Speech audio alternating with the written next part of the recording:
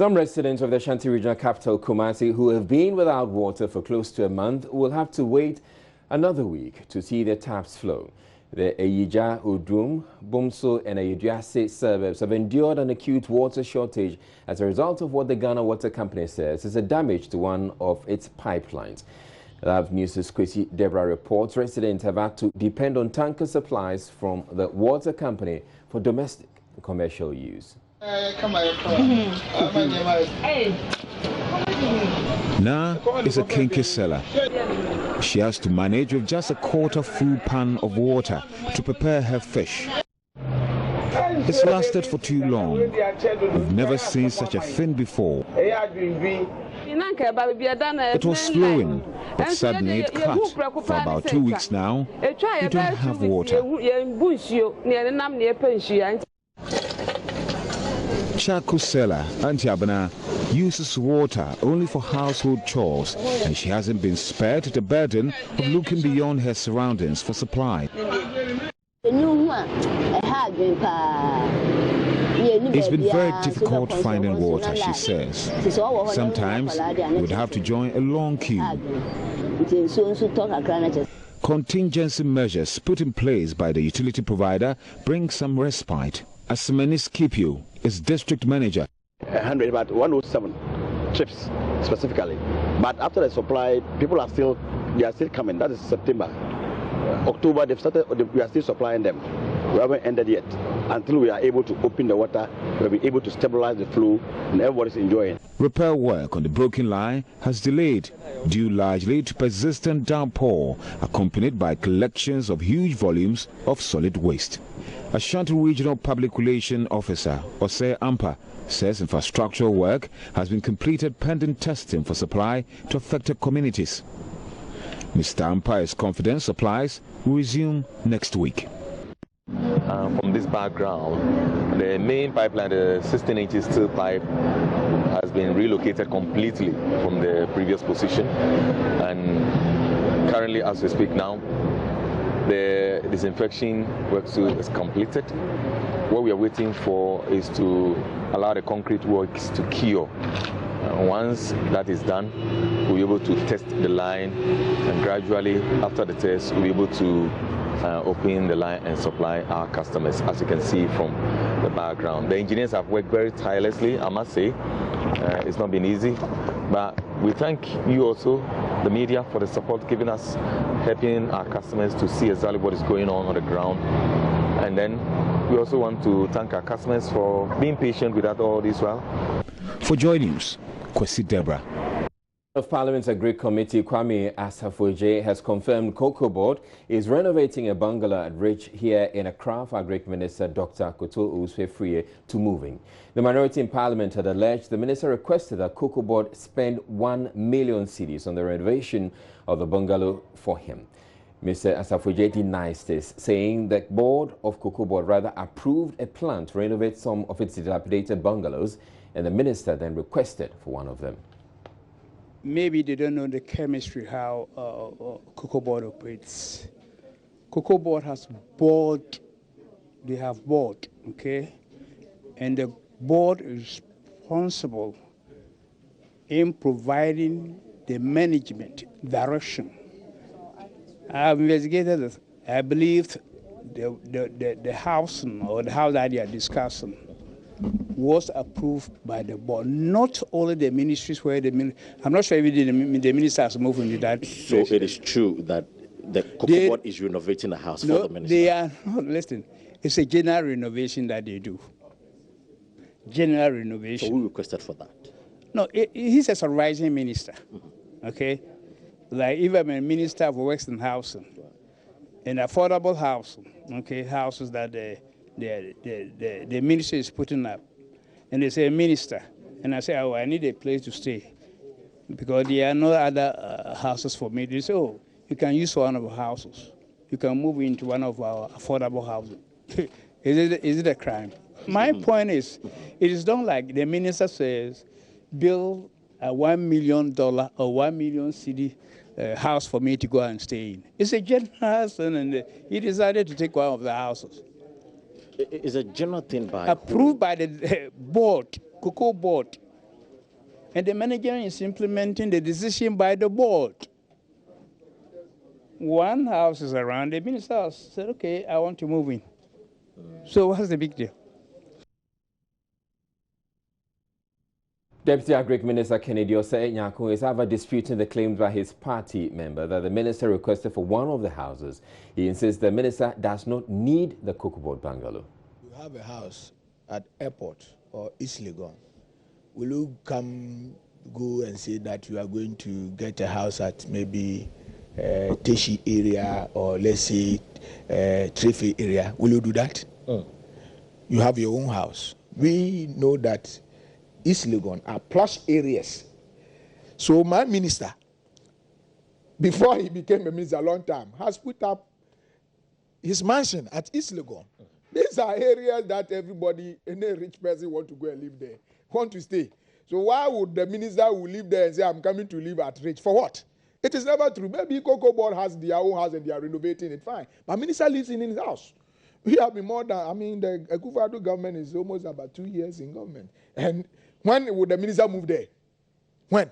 No, he hasn't made any request to Cocoa Why should minister make request to Cocoa Board?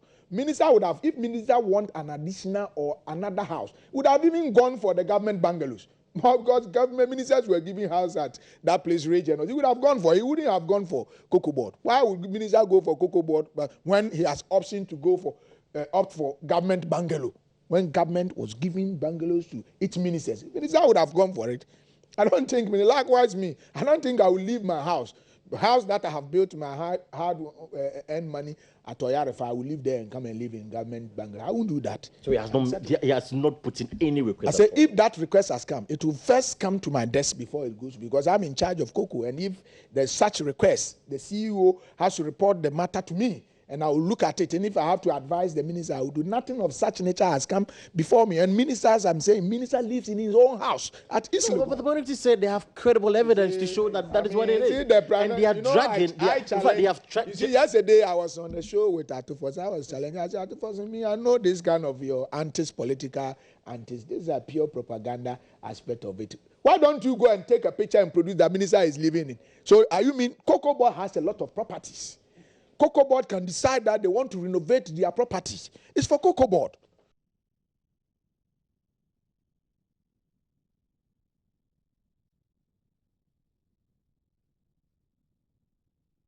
The managing director of the Precious Minerals Marketing Company is locked up in a meeting with the Trades Union Congress over accusations of mismanagement leveled against him by workers of the company. The workers staged a demonstration to press home their demands on Thursday morning. Today. The staff of PMMC have decided to put on red armbands because there are so many irregularities happening in our company, which is Precious Minerals Marketing Company, which the managing director is Honorable Kojo Opare-Hamon. He flouts administration procedures. He does what he wants he manages the company like it is his own. When you say he tells you that it is his own management style, he doesn't follow proper procurement procedures. They have risen board allowances to 729%. As from January to yesterday, the board has had 26 meetings from January to yesterday. Meanwhile, he gave the staff 12% increments this year. He doesn't follow proper administrative procedures. He employs at any given time. The truth is that as we stand, we don't even know the staff strength because we don't know who is a staff and who is not. PMMC does license for gold buyers. Now, when you come to do license, they charge you 7,000 Ghana cedi, and the company gives you receipt on only 5,000. So the question is, where does the 2,000 go? The board allowances has been risen to 729%, whilst the staff take 12%. He has employed 33 security. See the small company, 33 security men. Meanwhile, we were managing with 13. He has brought his own security company, which is alleged that it is either his own or it's a friend's. And they are 33. They are just gallivanting in the premises like that. There are this and so many things. He wants to alterate the CA. That gives us free medical care and the end of service benefits and all that. As we talk to you, last year he slapped one of the auditors, one of our internal auditors, and he sacked the man to go home. Well, Justice Beidou joins us from the Trade Union Congress where the meeting is ongoing with the very latest. Now, Justice, is there any truth to these claims being made by the workers? We are yet to establish that independently, Israel.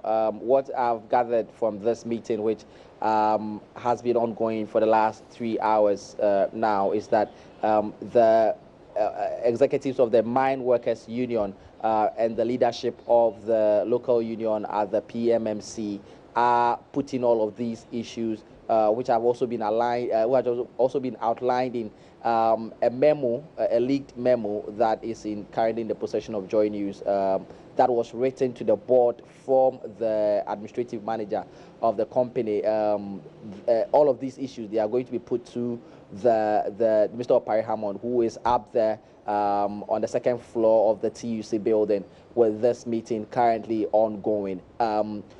Snippets of information that I've picked up while we've been here over the last 45 minutes is that Mr. Opari Hammond is denying many of these allegations and is actually saying, contradicting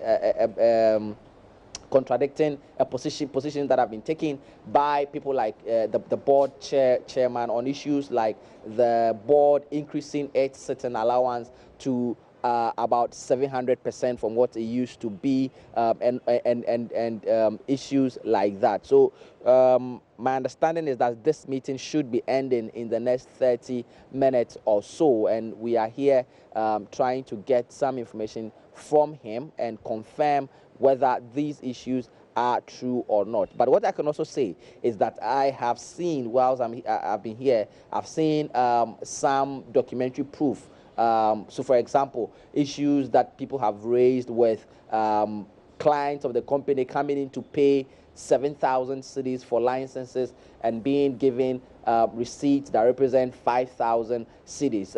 I've seen some of these receipts and things like that. And so, yes, there is some sort of documentary proof supporting some of these allegations, but there are a lot of them, including issues like he taking his leave at the same time that he's as that of his secretary, and they suspecting that there might be something going on between him and the secretary, Israel. All right, thank you very much, Justice Beidou. And we will be coming to you as and when you get anything new from this meeting, which you say has been ongoing for the last 3 or so hours. But here I have with me a copy of this memo, this leaked memo that Justice was making reference to. And it says to Madam MFA Janet Abro Adibo, chairperson of the Board Subcommittee on Human Resource, and it's from the Director of Administration, and it's dated August 14. It says, wanton disregard for company policies, systems, and procedures. It lists a number of items, one of them being recruitment and remuneration, disciplinary action they talk about. There's also procurement irregularities, promotions. They also have issues with security services, which we had one of the workers indicate. He also talks about the managing director secretariat, reorganization of the company, payment of retired staff benefits, change of registration number of official vehicle. Goes on to talk about estates, wrongful dismissal of qualified and experienced staff, and payment of unnecessary judgment debt. And talks about travels and payments of per diem and out-of-station allowances, exorbitant board fees and allowances. It goes on and on and on. So far, 14 items have been listed so far, but there's a 15th one. Inaction of the board. You also then come to the conclusion that it is sad that as the president and the party are trying to deliver on their mandate, some people put in responsible positions are trying to bring them down.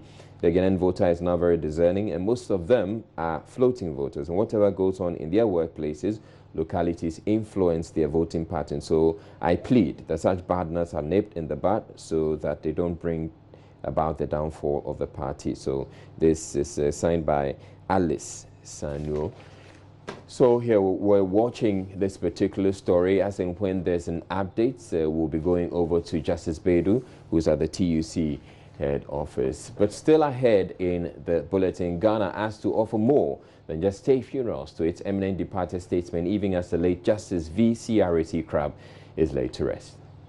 Suggest very humbly that, like Kofi Annan, it's not enough for us as a people to give them honorable burials. And popular Ghanaian actor Kwesi Boadi, known as Acrobato, dishes out some humor before his hot air balloon ride. We are flying on air. Now we don't know where we are going. God, direct the parachute man. Give him the clear sound. And of course, Nane Abrefo of Adom TV was also on that flight. We'll bring you all that and more. Stay tuned.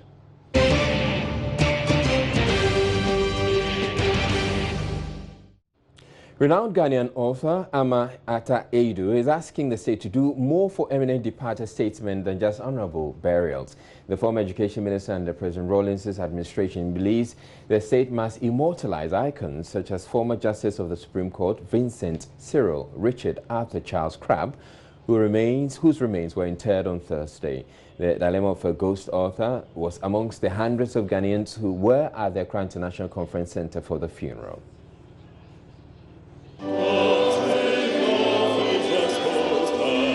A solemn hymn at the burial service of the former Supreme Court Judge Vincent Cyril Richard Atta Charles Crabbe. It is a state funeral, and the casket draped in Ghana's flag is resting on a catafalque. Close to the casket is a big candle with a burning flame. Like the flame, the life of VCRAC Crabbe brought light and warmth into the lives of many. Amongst the many people who were here, we had the former President Jerry John Rawlings, former President John Ejekun Kufuor, and the current President Kufuor.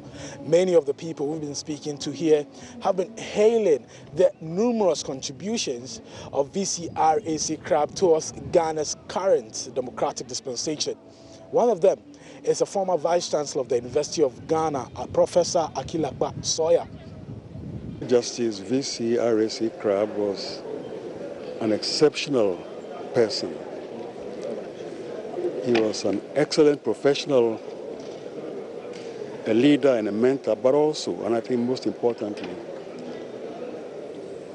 a great person, the kind of person whose qualities were not for the blaring public lights. A renowned author Atta Edu, though Justice VCRAC Crabbe is deserving of the state funeral, a lot more could be done. It is almost impossible as a nation for us to honor him. And this is why I insist, or I suggest very humbly, that like Kofi Annan, it's not enough for us as a people to give them honorable burials. What are we going to do to make sure that future generations not only know about these people like VCRAC Crabbe and Kofi Annan? The late Supreme Court judge is known for his rather long name. A family member explains how he came by them. He got not only his father's names, Richard Arthur, but also two names, one from each of his father's cousins. And then, as happens sometimes in Ghana tradition, he also got the name of the one who performed the Kojimo, the outdooring naming ceremony. So he ended up with 5. But that's not the real story. He actually had 2 other names, Adolphus and Earnshaw. You wouldn't want us to go through all of them.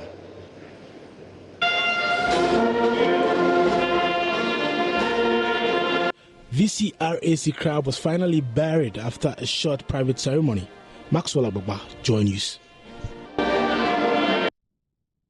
Also, retired Justice of the Supreme Court, Justice S.A. Brobe, is worried about what he believes is a handicap which will affect the work of the special prosecutor. His worry comes barely a week after Martin Amidu publicly criticized government for failing to provide his office with the needed logistics. Justice Brobe wants government to expedite action in resourcing the special prosecutor. He was speaking at the commissioning of the Citizens' Chamber in Accra on Wednesday. Joshua Smith has more.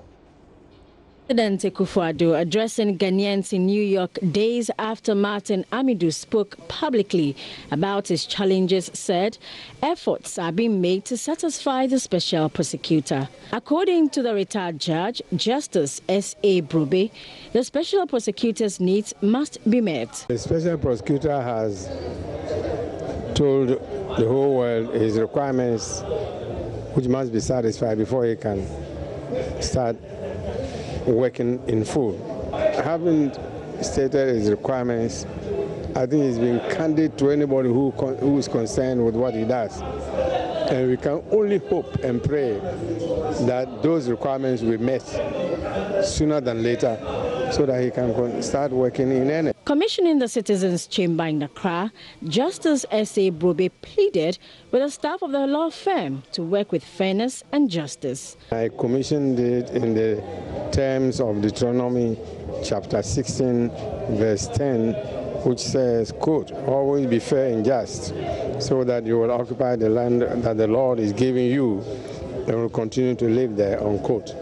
It is a commissioning of citizen chambers. As the name suggests, citizen chambers is a set of chambers for the people. And I expect that they will serve the people, particularly the indigent or those who don't have it. Founder of the chamber, lawyer Nkrabea Ifadate, also commenting on the office of the special prosecutor, believes that cooperation will make Mr. Amidu's work better. It's a human institution with challenges. The office of the special prosecutor was set up with good meaning, with good intentions. But there are hurdles to be overcome. Dockets have to be built based on information. Information has to be collected based on investigators, and a whole lot of establishments that need to be put in place. It will take some time. It's not very easy. And I think that there is the need for cooperation and understanding from all stakeholders in order to make the office work. Mr. Ifadate promised his law firm will provide value for services offered. Joshua Smith reports for Joy News.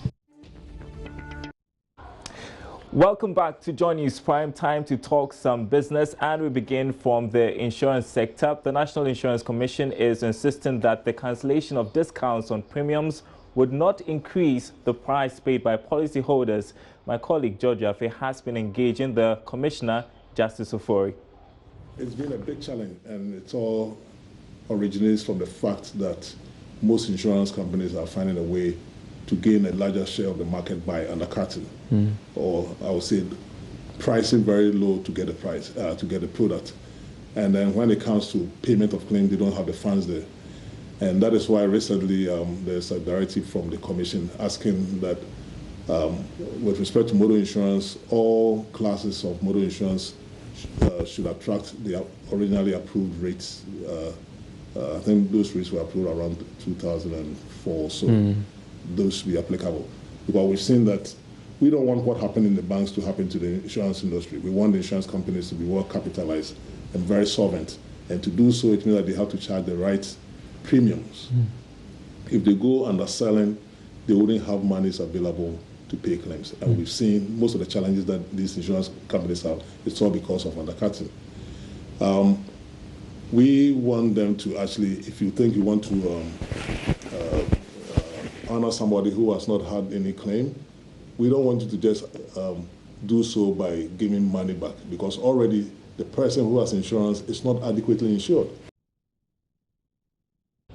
Now, Invest in Africa is projecting to award $500 million worth of contracts to medium-sized businesses by 2022. The not-for-profit organization has held a ceremony to commemorate 4 years of operations in Ghana.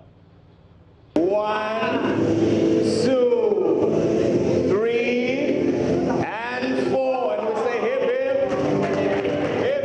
That was how Invest in Africa celebrated 4 years of support for small and medium-sized enterprises in Ghana. Since 2014, the not-for-profit organization has awarded contracts worth $150 million, facilitated $1 million worth of credit, and trained over 200 SMEs. It is poised to take that a notch higher. Country Manager Clarence Nate gave the details during a ceremony to commemorate the anniversary in Accra. Is poised to become a self-sustaining organization by 2022. You can call it our version of the Ghana Beyond Aid. Number 2 is to provide economic opportunities, $500,000 worth of business and 100,000 jobs for Ghanaians. Let me add, that will be cumulative in addition to what we've done so far. Now, achieving these goals will require a rethink of some of our operating principles, sharper prioritization, and faster mobilization of internally generated funds. The ceremony also saw the launch of a new app 2.0, to easily connect buyers and suppliers under the African Partner Pool. Ibrahima Aminu is Ghana manager of the pool. What we did is that we went back, and as you know, with all technology products, as things evolve, you need to evolve with the time. So we did a lot of research. We spoke to our partners. We spoke to the SMEs registered on the platform. We spoke to other technology institutes and organizations, and we developed a new software that provides more real-time connection between the SMEs and the buyers. It provides data and analytics. It provides you the opportunity to be able to do an entire procurement cycle directly on our platform, and we can license it to various organizations to be able to buy it and use it branded in their name as well. But how impactful has Invest in Africa been to SMEs in the country? Invest in Africa has been able to open my company up to some financial opportunities.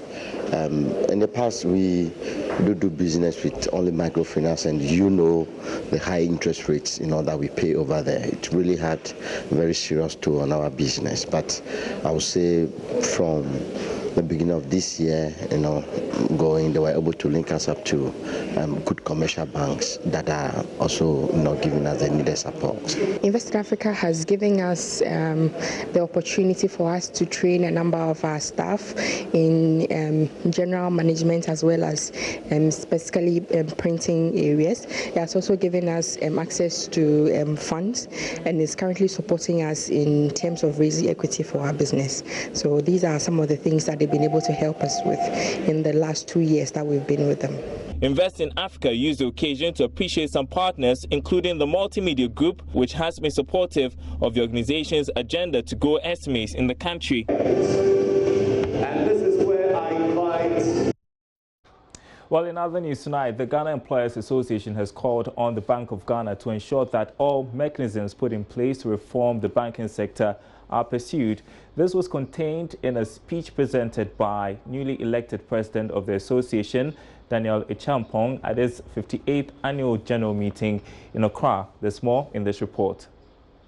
The recent happenings in the banking sector has been a source of concern to many business associations due to the impacts on the financial sector and economic growth. At his first official address after being elected as president of the association, Daniel Echampong said he believes the reforms by the central bank could bring some relief to the economy if the confidence level is restored at the end of the reform process.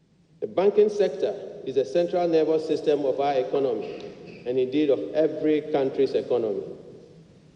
The success or otherwise of business is largely dependent on the support of the banking system. Therefore, any negative development in the sector that tends to undermine the flow of financial oxygen to businesses becomes a matter of concern. It is against this background that the GEA would like to challenge the Bank of Ghana to leave no stone unturned to quickly restore confidence and sanity in the banking sector.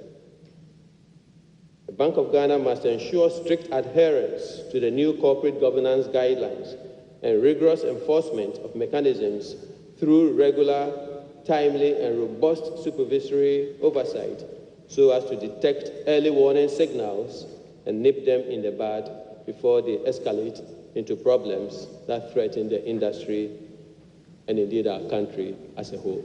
On his part, Deputy Minister of Trade and Industry Carlos Ahenkra disclosed the decision by government to link high industries with small and medium enterprises will be of immense benefit to the business community. Establish a mechanism called the Industrial Subcontracting Exchange to link large-scale companies with SMEs. This aspect of the industrialization program is critical to ensuring that SMEs develop productive capacity to feed the industrial requirements of large-scale enterprises. Its vision is to ensure that such exchanges would lead to a sustainable matrix where both small and large-scale support each other. In order to achieve these objectives, the theme for this year's annual general meeting is democratic governance and sustainable business growth. Well, also tonight, Finance Minister Ken Ofori says the current macroeconomic growth of Ghana continues to attract more investors. He said this in an interview with Joy Business at the Germany-Ghana Investors Forum, which was held concurrently in Accra and the German capital Berlin on Thursday. The forum complements the G20 Compact with Africa. It has seen German investors deepen economic ties with Ghana, especially in the automobile industry. According to the Finance Minister Ken Ofori, the forum places Ghana on a good radar to attract investors considering the country's macroeconomic prospects. Really, I mean, what we are seeing is a certain clarity with regards to the Compact of Africa and how Germany is looking at interventions to make sure that we sustain the type of progress that we have made. I mean, on creating Ghana as a true business hub for us to be a regional center on macroeconomic stability and fiscal consolidation, and now the gap between our investment needs and our savings capacity. How do you cascade in private sector investment for us to be able to then create the type of jobs that are required? So I think this is going to be a really invigorating dialogue. I think the signing of the VW agreement is an indication of things to come. The coming on board of these German investors is believed to shore up Ghana's foreign direct investment. Yofi Grant is CEO of the Ghana Investment Promotion Center, GIPC. He explains how confident he is in meeting the $10 billion target for foreign direct investment, especially with the emergence of these German investors. All right, that's your business update tonight. My name is Darryl Kwal. Now, if the EC chair is MPP, so what? This is the question Dr. Charles Mensa of the IEA is putting to critics of his wife, the newly appointed chair of the Electoral Commission, Jianseng Mensa. In an exclusive interview with Kojo Yangsing, the head of the economic think tank, leaped to the defense of his wife, whose fitness for her new role as EC chair has been questioned recently over claims that she is biased in favor of the Ghanaian New Patriotic Party. According to Dr. Mensa, the EC chair's political preference need not be an issue as long as she can do her job fairly and impartially. I ask people when I hear that, when they tell me she's MPP, I say, so what? So what? If she's NDC, so what? Because the question is not whether one is NDC or MPP. Can one be independent and being fair to all the political parties? I think that's the issue. Afarijan voted, Charlotte voted, the Chief Justice votes. But the question is, can you be fair to everybody? And that's Jane's trademark. That's what she's been doing here, to a point where the NDC hierarchy felt very comfortable with her. She worked with them, and sometimes she upset them. Same thing with the MPP. Sometimes they love her, sometimes they don't. And each time I hear people complaining about her, I say it's because she's doing a good job and she's being neutral. Because some people will say, oh, but she's my friend and she did this and she did. That's what it's supposed to be. But being MPP, NDC or CPP, I don't think that's the issue. When I hear it, I say, so what? So what? If she's MPP, so what? But is she? I don't know. Jean is very fair. Jean is very, very fair. You know, Jean is very, very fair. She's very fair to all players. And she's worked with the political parties for 10 good years. She used to manage the West Africa Political Parties program, bringing political parties from the whole of West Africa together every quarter. Now, popular Ghanaian actor Kwesi Boadi, popularly known as Acrobato, and Adom TV's Nana Abrefo took their turn in the Cowbell Hot Air Balloon on Thursday in what has been described as the liveliest of all flights this week. Acrobato, who is well known for his humor, said a word of prayer before the takeoff that left everyone in stitches. Komla Adom, once again, was there for Joy News. Arguably, it was the most animated of the hot air balloon flights so far.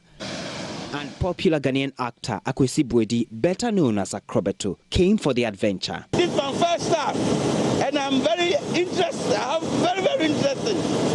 Now I'm going. This is not plane, but similar as a plane. So I thank God. We are going. Adom TV's Nana Abrefo perhaps got the perfect partner on the Cowbell balloon flight. How are you feeling now, Nana? Very fantastic. I'm okay. You're sure? Yeah, I'm very fine. You're not scared at all? No, I can feel the heat from here, but not really. Okay. Not really. Yeah. How are you feeling now? Oh, I'm feeling. I heard you speak to my colleagues there. You were saying that your home people should guard you as you go on. Yes, because it's not easy, as you know. Good morning. Farmer, how are you? I'm fine. But before takeoff, there was a quick prayer. Now we are flying on air. Now we don't know where we are going. God, direct the parachute man. Give him the clear sound. Now give him now and bring us back. Because our babies are small. God, we thank you. Hey, Sikani di Baba Duachiro. Sikani di Baba Duachiri. Yes, Sikani.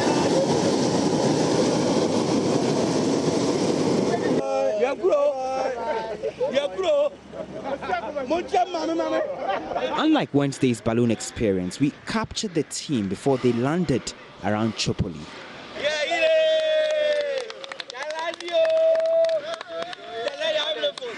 Acrobato and Nana Abrefo shared the experience about the Shire Fiena plane. We are still Munini. This is different. I don't know whether, but the pilots were telling us that the weather was good. No turbulence, nothing like that. Even our landing was okay. Because listening to Jerry and other people, I was a bit scared, although I didn't show it. So affordable house from the top.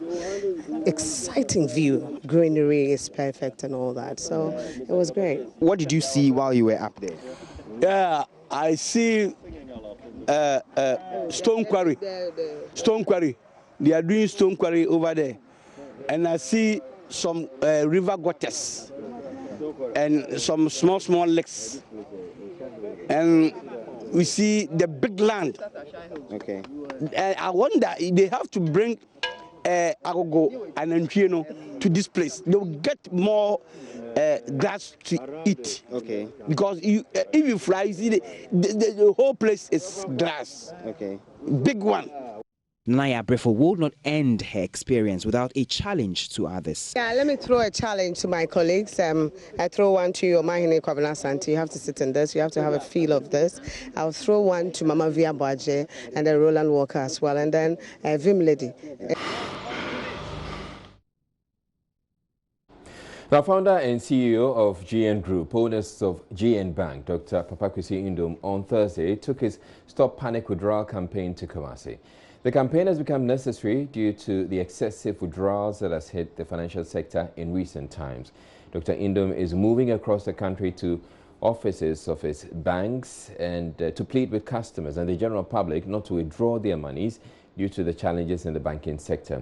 Prince Apia followed him on his Ashanti region leg and our reports.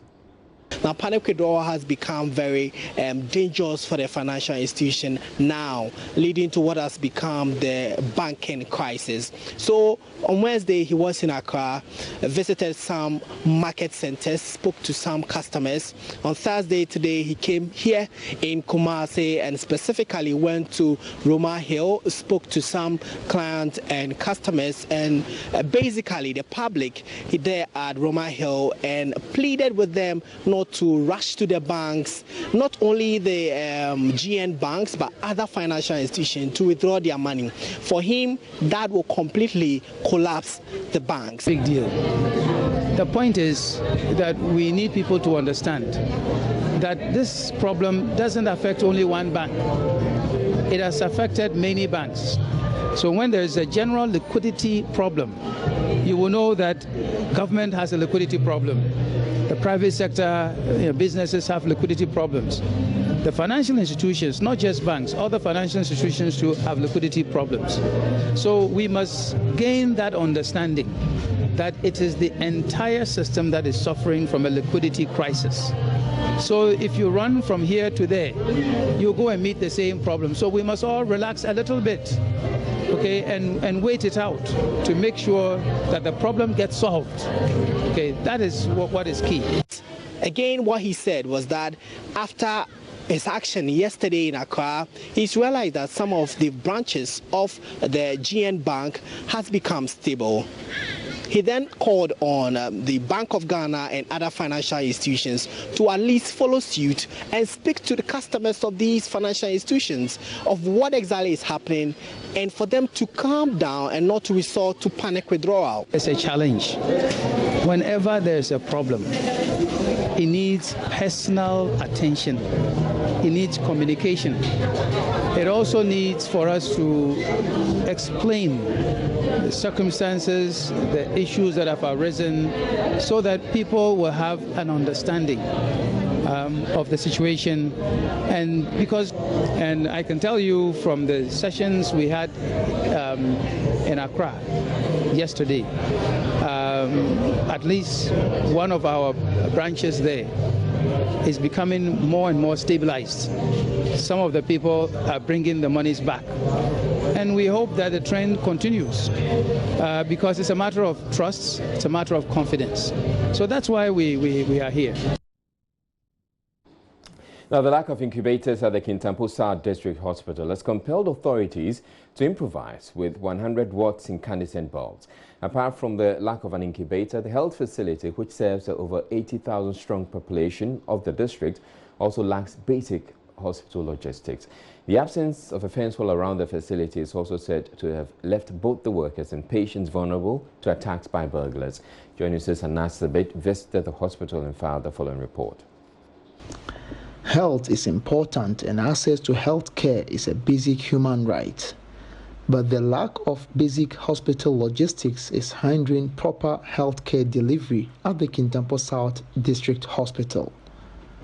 The institution, which serves the over 80,000 people per the 2010 Housing and Population Census, has no single incubator at the hospital's neonatal intensive care unit to provide warmth and maintain temperatures of newly born prematured babies.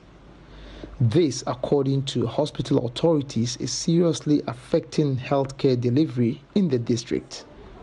Tabia Erica is a staff midwife at the Kintampo South Hospital. We lack many logistics, such as the incubators, the phototherapy, pulse oximeter, and our space here is not adequate. Yes, it's inadequate. So sometimes when we have more babies to admit, we can't because we just have 5 baby scots. Yes, and we can't manage severe cases here because we lack these things. The absence of incubators is not the only challenge facing the Kintampo South District Hospital. Mr. Ichampon Bidiakon is the administrator of the institution. Lack of a fence wall. We get into this day in, day out, disturbing clients and staff. At the same time, we need an ambulance to be supporting us in our referral cases. As you are aware, the Assembly has awarded us with 30-bed capacity maternity ward. with a NICU department.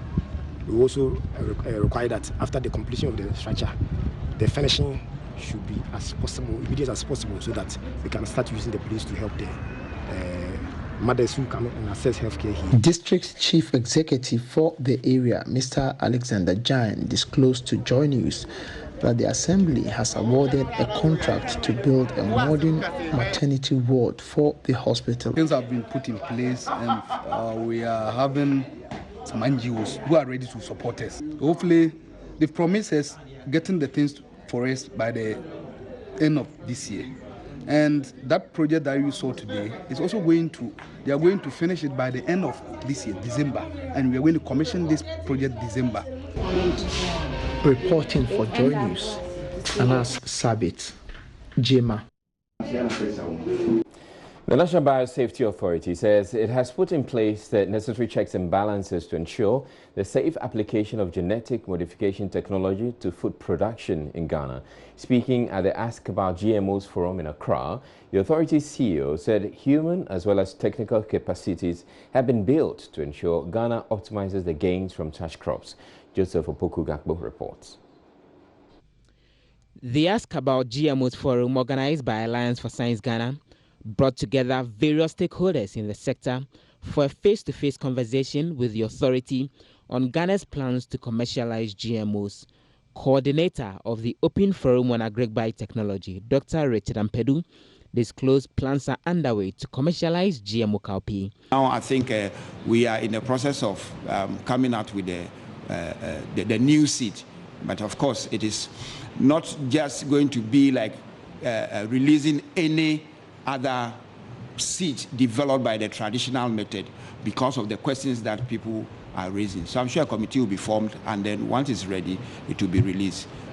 Executive member of Alliance for Science Ghana, Sylvia Tete, told the forum there is evidence from the world over that GMO is a beneficial technology to farmers.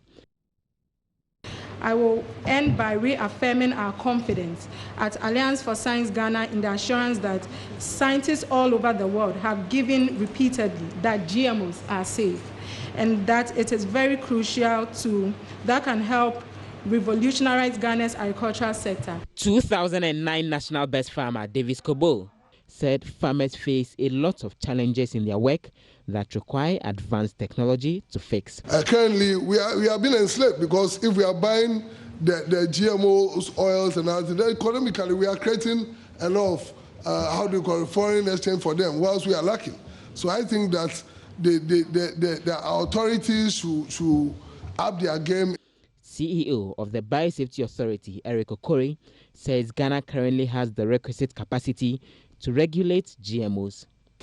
What we have done is to strengthen ourselves. As you can see, we have our office, we have our staff, we have MOUs with some regulatory institutions to get ourselves ready to do the risk assessment and ensure that any GMO will be safe for the public.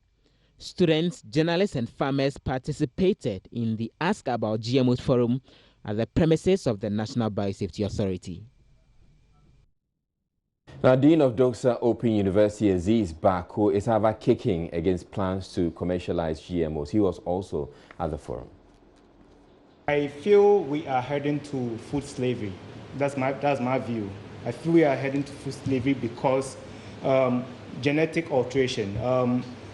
The big man here said to us that the way the climate is going, our seeds are not able to function, and etc. Yeah, I agree to an extent, but I think we are heading to food slavery because we have looked deep into the games and gimmicks of the bigger corporations and pharma industries that are propagating this thing. So I think Ghana will have to look at it again because, I mean, what I'm hearing right now is a little below the line for me. I would like an upgrade of what I'm hearing right now because I've been looking at this thing for very many years, very, very many years. The family of Disu Kamaru, the groom who lost his life barely 24 hours after his wedding, has for the first time opened up to the media. The two lovebirds got married at an Islamic ceremony in Takrady in the Western region and decided to have a wedding party in Accra Sunday when they got involved in an accident that claimed the life of the groom. Father of the late Kamaru says though the death of his son is difficult to bear, they believe it all happened according to God's will. He recounts how he sits with his son to watch football together. Nancy Mefajiradozi was at the family house and reports. At the family house of the late Kamaru Diso, friends and well-wishers had gathered to sympathize with the family. The father, Major Retired Alhaji Diso, recounts what had transpired the very day when his son was involved in an accident on the day supposed to be the start of a new journey. I took the lead to receive visitors, and my son and the bride and the two others, they were 4 in the car, and on their way for the reception, they were involved in an accident. And my son, Kamal, passed on the spot. He recalls his football moments with his son, especially on days Real Madrid was playing. My son is a Real Madrid fan. And if any time Real Madrid is playing all over the place. And because of my son, I also joined Real Madrid. So anytime Real Madrid is playing, he's in my room, we watch together. And I have lost, but God is in control. The wife, Janatil Fidaus Yakubu, had little to say, except to leave it all to Allah. I'm feeling great, by the grace of Allah. I thank God for giving me my life. Oh, what I can say, Allah knows best. Allah knows best. Thank you.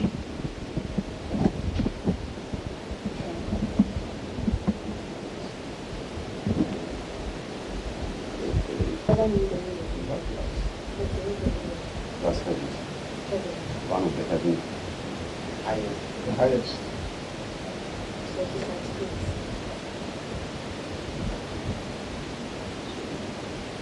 The way you are listening to let people know that. Nancy Emefa Jedose, Joy News. Director General in charge of welfare at the Ghana Police Service, Dr. George Akufu Dampare, has charged beneficiaries of the Vice Chancellor's Endowment Fund at the University of Professional Studies to return to the school to support the fund when they succeed. He made this appeal when he addressed beneficiaries at an award ceremony held in the school Wednesday. The Endowment Fund was started a year ago to cater for needy but brilliant students. This year, 20 students benefited from the scheme.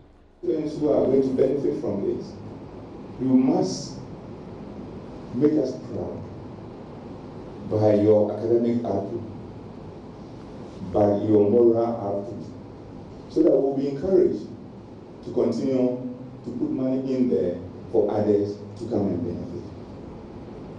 But if we give the money to support you and you end up doing anything that does not make you a role model and encourage the contributors to the fund, then you will be doing the people who come after you in terms of wanting to benefit from the fund a great disservice. All right, and thank you very much for watching. My name is Israelai. You have a good night.